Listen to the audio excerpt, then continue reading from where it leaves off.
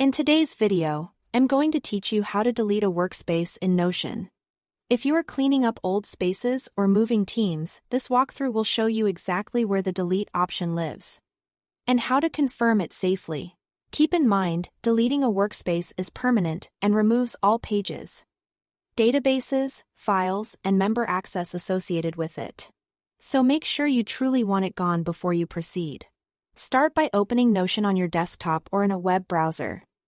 In the top left of your sidebar, click Settings and Members.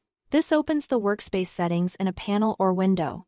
If you manage multiple workspaces, glance at the workspace name at the top to confirm you are working in the correct one before going any further.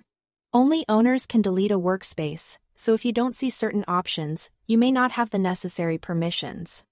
Inside Settings and Members, locate the gear icon and choose Settings. Under the Workspace section, click General. This is where Notion keeps administrative controls that affect the entire workspace. Rather than an individual page or database, take a second to ensure you are still in the right workspace, since the following actions are irreversible.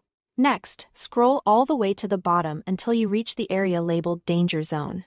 Notion places irreversible actions here on purpose to help prevent accidental clicks. You'll see warnings designed to make you pause and confirm that this is truly what you intend to do. When you are ready, select Delete Entire Workspace.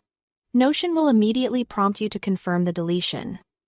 To prevent mistakes, it requires you to type the exact name of your workspace. Carefully enter the workspace name exactly as it appears, including capitalization and any special characters. Then click Permanently Delete Workspace. If the confirmation button is still grayed out, double-check for typos, extra spaces, or missing characters.